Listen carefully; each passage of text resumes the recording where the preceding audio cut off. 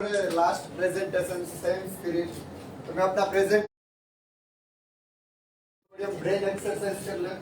Okay, मैं जैसे करूँ वैसे आपको करने की ट्राई करनी है। ओके, इजी से स्टार्ट करेंगे, थोड़ा सा लास्ट में हार्ड करेंगे। सिर्फ 3 एक्टिविटी। आपको क्या करना है, पहले ऐसे करो 1, okay, change change change change change change. चलो next position 1, change change change change change change. चलो next hard 1, last finger, okay, change change again, change change change.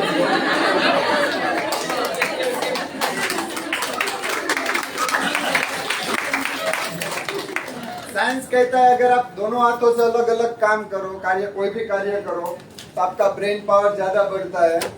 तो मेरा नाम है पराग निर्मल। मैं जय इंटरनेशनल स्कूल और राजकोट इंटरनेशनल स्कूल में पिछले 5 साल से अपनी सेवा प्रदान कर रहा हूँ एज ए योग ट्रेनर। मैं सबसे पहले मेरे मार्गदर्शक श्री मनिंदर केशव का धन्यवाद करना चाहूंगा और स्पेशल डिवीजन जिसकी वजह से आज मैं यहाँ पे हूँ। मैं अपना विषय चालू करूँ, मेरा समय स्टार्ट हो उससे पहले मैं भी आपको एक छोटा सा वीडियो दिखाना चाहूंगा। सर प्लीज कोई भी वीडियो क्या राम केवल कल्पना मात्र है? साइंस एंड टेक्नोलॉजी में सबसे बड़ी थ्योरी आइंस्टीन ने रिलेटिविटी की थ्योरी दी, जिसमें उसने कहा ये दुनिया सिर्फ स्पेस नहीं है, टाइम एंड स्पेस फॉर्म है। मैं आपसे पूछना चाहता हूँ टाइम का सबसे एक्यूरेट पैरामीटर क्या हो सकता है? आप कहेंगे 5 बजे है, तो 5 तो दिल्ली में बजे ना, लंदन में तो कुछ और बजा होगा। यहाँ पर छोड़िए, धरती पे, मंगल पे, बृहस्पति पे, किसी पॉइंट ऑफ सोलर सिस्टम पे लागू हो, it is only the relative motion position of the planet. और भगवान राम के रिलेटिव मोशन ऑफ प्लैनेट यानी एग्जैक्ट टाइम लिखा है। कर्क राशि में गुरु था, कर्क राशि में चंद्रमा था, पुष्य नक्षत्र था, मकर राशि में मंगल था। और जब नासा ने प्लेनेटोरियम सॉफ्टवेयर में डाला तो डेट तक निकल आई कि 7000 कितने सौ बीसी से पहले ये हुआ था।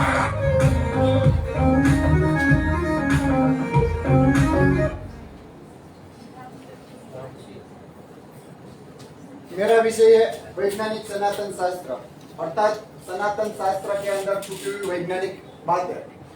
मेरा यह प्रोजेक्ट कार्य वैज्ञानिक सनातन शास्त्र पर आधारित है, जिसमें आज जो हम शोध देख रहे हैं कि भाई ये शोध हो रही वो हो रही, लेकिन वो कहीं ना कहीं हमारे शास्त्र में पहले से दी गई है उसके ऊपर है, जिसमें हम सब लोग सोच रहे हैं सब चमत्कारिक गाथा है, लेकिन ना कहीं वो साइंस के साथ जुड़ी हुई है। तो मेरे इस प्रोजेक्ट के अंदर वैज्ञानिक सनातन शास्त्र का परिचय दिया है, चमत्कारिक गाथाओं के पीछे का वैज्ञानिक रीजन दिया गया है, शास्त्र और विज्ञान के थोड़े सिद्धांत दिए गए, सर्वे और अध्ययन पे आधारित है।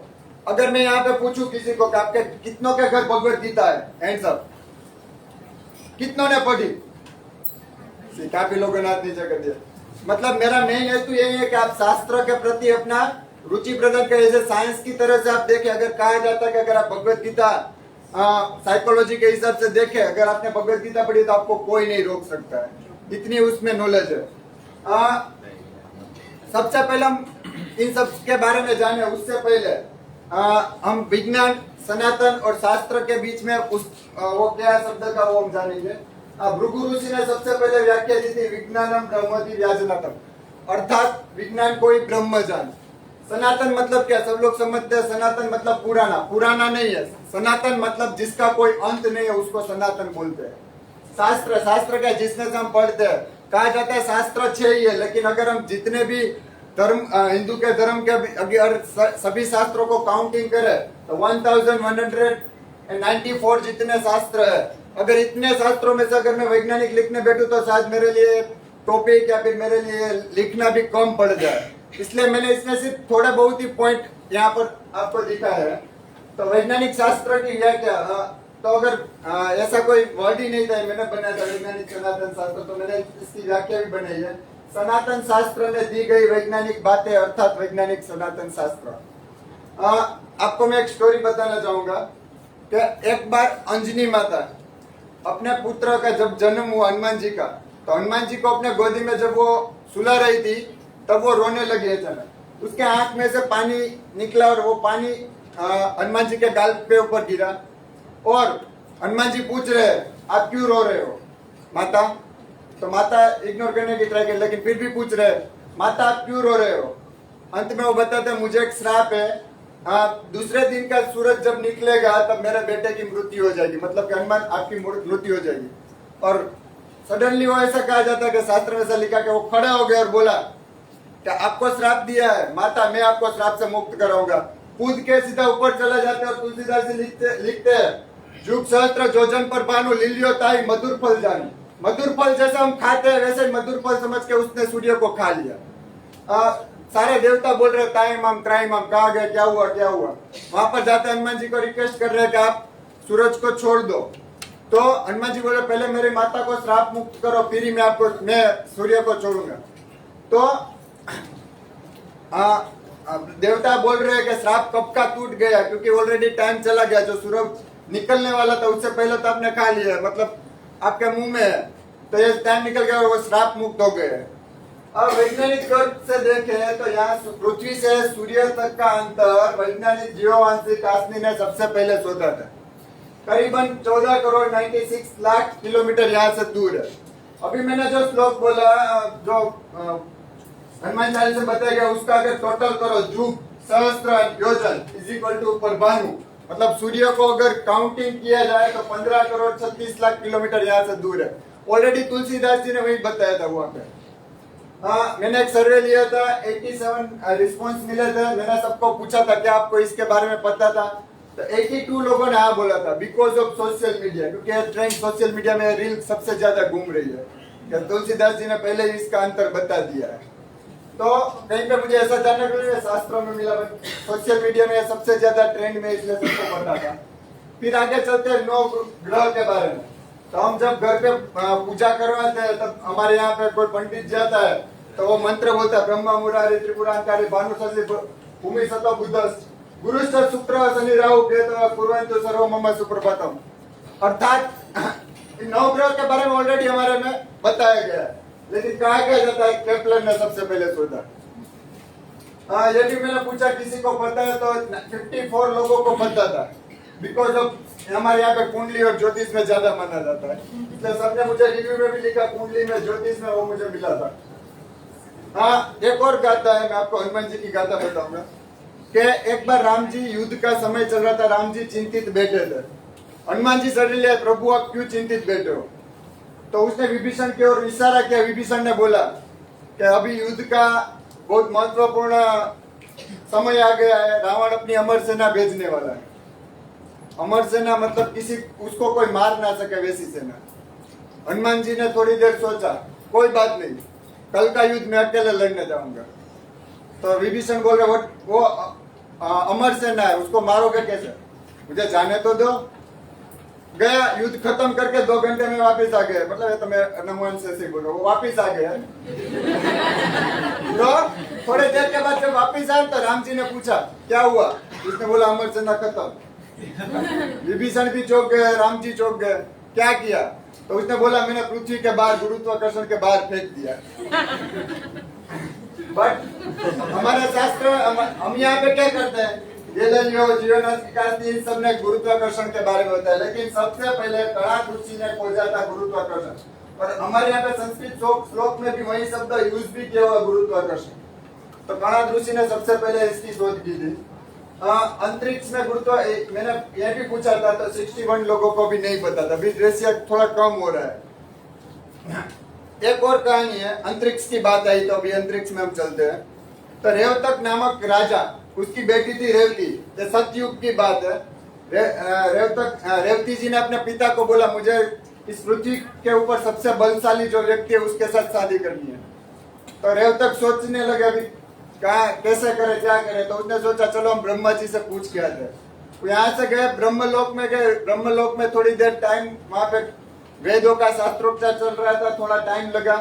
वहां पर जाकर पूछा कि मेरे बेटी के लिए कोई बलशाली व्यक्ति है, तो उसने बोला हाँ, आप वहां पे यहाँ पृथ्वी लोक से ब्रह्मलोक आए हो, अब यहाँ से वहां पे जाओगे, वहां पे कलयुग की शुरुआत होने वाली है, द्वापर युग का अंतिम छोर मतलब अंतिम समय चल रहा है, वहां पे कृष्ण भगवान का जन्म हो चुका है, उसके बड़े भाई बलराम है, उसके साथ उसका शादी हो गई और वो सबसे शक्तिशाली व्यक्ति है और वो वहां पे गए, रेवती के और बलराम की शादी हुई है, ये सब लोग जानते हैं। बट आइंस्टाइन ने बताया था सबसे पहले कि अलग अलग प्लेनेट में समय अलग अलग काम करता है। ब्रह्मलोक का समय अलग था, पृथ्वीलोक का समय अलग था। नासा वालों और साइंटिस्टों ने यह भी प्रूव किया है, यहाँ से जाने अगर हम अंतरिक्ष में जा रहे हैं, यहाँ से 5 साल लगता है, वहां से आने में 5 साल लगता है, टोटल 10 ईयर हुए। लेकिन जरूरी नहीं पृथ्वी पर 10 साल ही हुए हो, यहाँ पर ज्यादा टाइम चला गया वैसा हो सकता है। कणाद ऋषि ने इसके बारे में सारे न्यूटन लॉ भी दिए गए हैं। मैंने पूछा था किसी को पता, 64 लोगों को नहीं पता था। फिर आता ब्रह्मलोक की बात हुई तो हमारे यहाँ पे कितने लोक है, तो क्या 14 लोक के बारे में बताया गया है, जिसमें क्षीरोत्कर्षाय विष्णु कहा जाता है। क्षीरोत्कर्षाय विष्णु, विष्णु के 3 प्रकार है, क्षीरोत्कर्षाय, गर्भोत्कर्षाय, महाविष्णु। तो क्षीरोत्कर्षाय विष्णु कहा जाता है कि महर लोक, हमारा क्या पृथ्वी लोक है, पृथ्वी लोक के ऊपर यहाँ पे महर लोक है। महर लोक से 1 करोड़ योजन दूर ध्रुव तारे के पूर्व साइड, आज का जो ध्रुव तारा है उसके पूर्व साइड वैकुंठ लोक है। हम लोग बोलते हैं कृष्ण भगवान वैकुंठ में रहते, लेकिन वैकुंठ का एड्रेस ये है। 2009 में सबसे पहले आकाश गंगा का फोटो लिया गया। हमारे श्रीमद् भागवत में यानी कि वैकुंठ लोक के बारे में जो बताया है कि ध्रुव तारा है, मतलब क्या जो ध्रुव लोक है उसके इर्द गिर्द सारे तारे घूम रहे हैं। अभी जस्ट इमेजिन द पिक्चर, सारे तारे घूम रहे हैं, आकाश गंगा का पिक्चर आ गया। वहां पर वो भी लिखा है कि ध्रुव तारे के पास इतनी बड़ी ग्रेविटी फॉर्म है जिसका आप इमेजिन भी नहीं कर सकते। सबसे ज्यादा ग्रेविटी फॉर्म अंतरिक्ष में कहां पे होती है? Black hole. तो ब्लैक होल के बारे में बताया है। मैंने पूछा था किसी को पता है, 65 लोगों को नहीं पता था। जिसको भी पता है मोस्टली सोशल मीडिया।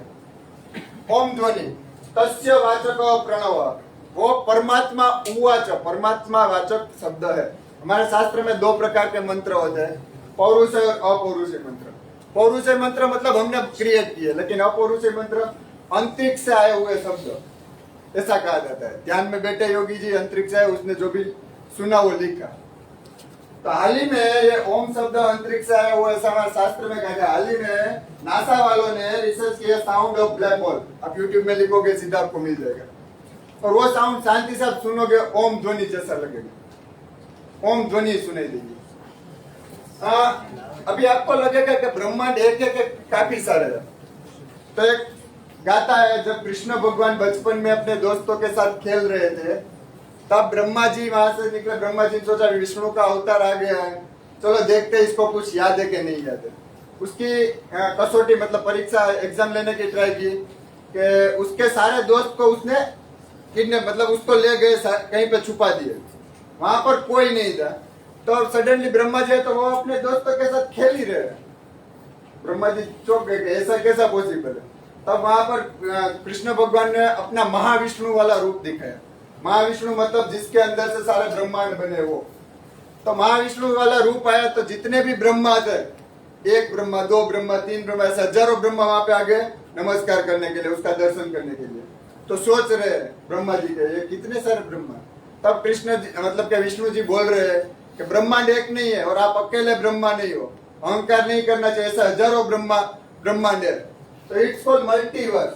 हाल ही में साबित हुआ स्टीफन हॉकिंग का एक सिद्धांत के मतलब एक तर्क लगाया जा रहा है।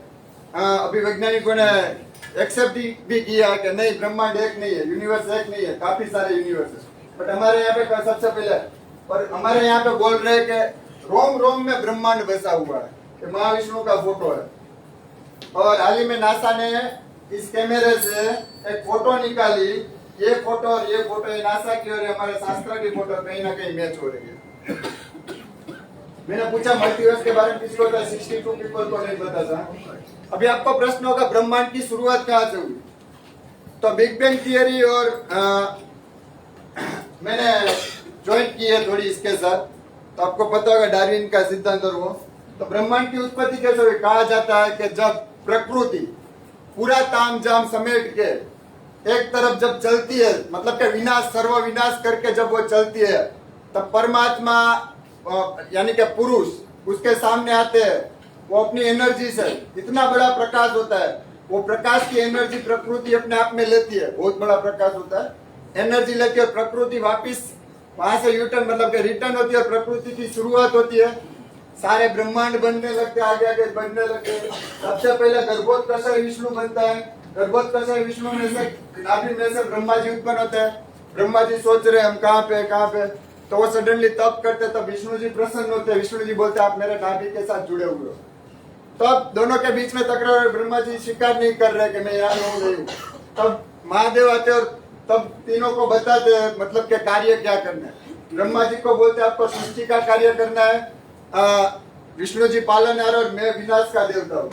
तो ब्रह्मा जी ने जब पता चला मुझे सृष्टि का कार्य करना है, सबसे पहले उसने सौर मंडल बनाया, उसके बाद पृथ्वी बनाई, पृथ्वी के अंदर सबसे पहले जल पानी और पर्वत बनाए, धीरे धीरे फिर उसने 4 देवता बनाए, फिर नारद मुनि बनाए। नारद मुनि ने अध्यात्म मार्ग अपना लिया, तो नारद मुनि के क्रोध से उत्पन्न हुए, मतलब उसने जब क्रोध किया तो ब्रह्मा से क्रोध के उत्पन्न हुए ब्रह्म राक्षस, उसको मारने के लिए देवता बनाए गए। फिर अर्धनारेश्वर स्वरूप का जन्म हुआ, फिर क्रमशः मनु और शत्रुपा का जन्म हुआ। फिर पृथ्वी के ऊपर 9 अवतार आए जो पालनहार थे, मत्स्य कूर्म वीरा Narsingh. Big bang theory Darwin के सिद्धांत के हिसाब से क्या है, तो क्या ब्रह्मांड में बहुत बड़ा विस्फोट हुआ, प्रकाश, वहां से सारे ब्रह्मांड आगे चले। क्रमशः इस टाइमलाइन पूरी लिखी हुई कितने ईयर्स अगो। पहले पृथ्वी ऐसी दिखती थी, ओके, सबसे पहले पृथ्वी के ऊपर पानी आया, पर्वत आए, फिर क्रमशः पानी पे रहने वाले जीव आए यानी कि मछली, फिर पानी और पृथ्वी में रहने वाले जीव यानी कि कछुआ, फिर सिर्फ पृथ्वी के ऊपर धीरे धीरे क्रमशः हम इंसान बने। कहीं ना कहीं मैच हो रही है। पुरुष के प्रकाश से उत्पन्न हुई प्रकृति, मत्स्य अवतार, कछुआ वाला, फिर वरा अवतार, आप देख सकते हो क्रमशः इंसान तक। तो ब्रह्मांड की शुरुआत के बारे में सब कुछ हमारे शास्त्र में दिया गया, 64 लोगों को नहीं पता था।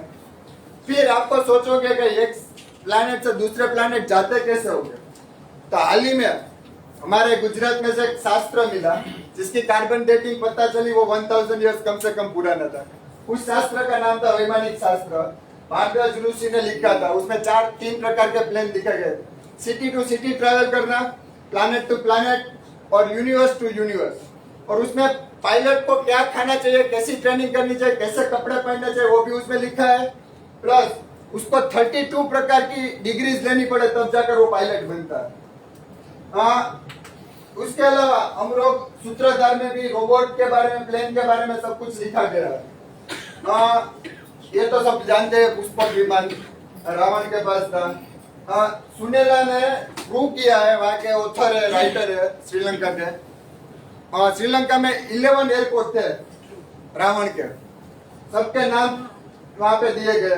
प्रूव कैसे किया, तो शशि वहाँ पे थे, एविएशन टेक्नोलॉजी के चेयरमैन रह गए। सभी जहाँ पे गुफा थी वहाँ पे सब कुछ प्लेन के रिलेटेड सब कुछ मिले, और उसने वो लिपि को भी सोल्व करके प्रूव कर दिया है। मैंने पूछा था पुष्पक विमान के बारे में कितनों को पता है, मोस्टली लोगों को पता था बिकॉज ऑफ रामायण। बट इसमें 4 प्रकार के प्लेन थे, रुक्मा, सुंदर, शकुन एंड त्रिपुर। रुक्मा के बारे में मैं बताना चाहूंगा, उस समय की मर्सिडीज, फेरारी, ऑडी, यानी कि वो पूरा सोने का बना हुआ था। तो मैंने पूछा था आपको पता है वैमानिक शास्त्र के बारे में, 67% को नहीं पता था।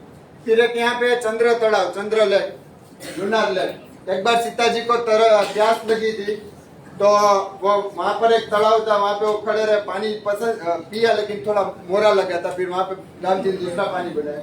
और उसके रिलेटेड वाल्मीकि जी ने लिखा है कि उसका रूप लिखा है कि चंद्र जैसा तलाव था, मतलब कवि है अपनी कल्पना कर सकता है तालाब के बारे में, कुछ भी तालाब के बारे में। ओके, तो कवि अपनी कल्पना कर रहा है, लेकिन हाल ही में 2019 में साबित हुआ लोनार लेक का पानी का संयोजन और अपोलो टावर्स आया हुआ चंद्र का संयोजन, चंद्र का जो पत्थर था उसका संयोजन, दोनों एक था। वाल्मीकि ने सिर्फ कल्पना मात्र लिखी थी कि उसने भी चेक किया था, जस्ट इमेजिन। वो साइंटिस्ट थे या फिर कवि थे। तो मैंने पूछा था कि चंद्र तालाब के बारे में किसी को पता है, 66 लोगों को नहीं पता था। फिर डीएनए साइंस, सब लोग बोलते हैं डीएनए साइंस इसने शोधा, लेकिन हमारे यहाँ पे गोत्र परंपरा में सबसे पहले आ रहा है। प्लस डीएनए का जो फोटो और कुंडलिनी विद्या का जो फोटो, दोनों मैच हो रहा है कहीं ना कहीं। मैंने पूछा था किसको पता, तो 63 लोगों को ये भी नहीं पता था। फिर टेस्ट ट्यूब बेबी सबसे पहले महाभारत में दर्शाया गया है वेद व्यास जी द्वारा। 61 लोगों को ये भी नहीं पता था। ऋग्वेद में सबसे पहले क्लोन बनाने की सिस्टम बताई गई है। 1997 में हमारे यहाँ पे सबसे पहले भेड़ का क्लोन बनाया गया। लेकिन हमारे ऋग्वेद में गाय का क्लोन बनाया है, इंद्र के लिए घोड़े के क्लोन बनाए, उसके रुचा है पूरे के पूरी इसमें लिखा हुआ है, कौन सा मंत्र कौन सा अध्याय वो सब मैंने इसमें लिखा हुआ है। किसी को पता था, 63 लोगों को नहीं पता था। फिर काफी सारे विषय थे तो मैं नहीं ले पाया, तो मैंने सिर्फ फोटो रखे आयुर्वेद वाला। फिर आप देख सकते हो वहाँ पे साइकिल थी पहले के समय में। यहाँ पर विश्वकर्मा के आपने जो कैमरा चेक करने का रोड बना है, मतलब आर्किटेक्चर। निष्कर्ष, अगर निष्कर्ष के आऊँ तो किसी को ऐसा नहीं पता है, सब शास्त्र में लिखा हुआ था। पहला तो निष्कर्ष ये आता है। दूसरा, मैंने एक प्रश्न पूछा था, क्या इतने प्रश्न के बाद लास्ट में एक प्रश्न था, क्या आपको पता है, आप ऐसा सोचते हो कि आज का जो युग है उससे पहले का युग सबसे ज्यादा आधुनिक था? तो मैंने सोचा नहीं था, लेकिन 98% लोगों ने हाँ बोला, क्योंकि इतने प्रश्न बाद वो सोच ही रह गए होंगे कि भाई हो ही सकता है, इतना कुछ है तो। फिर मैंने इस्कॉन मंदिर में प्रभु जी को मिला था। मैं जिसको मिलने गया था वो नहीं था, लेकिन ये व्यक्ति मिल गए, काफी उसका आदर।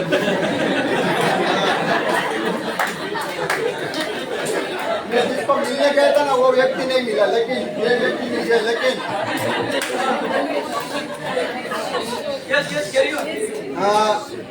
इन्होंने मुझे इतना गाइड किया कि आपके रिलेटेड 2-3 बुक है बेस्ट हमारे यहाँ की।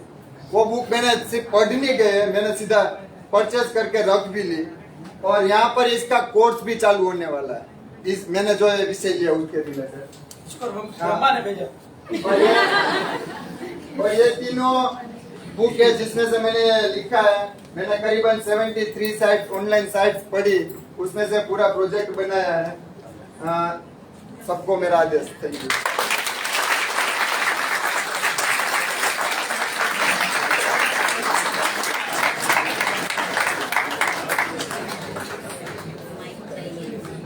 Right now, I was saying it was not asked. Yeah, you are right. Not asked, but not the least.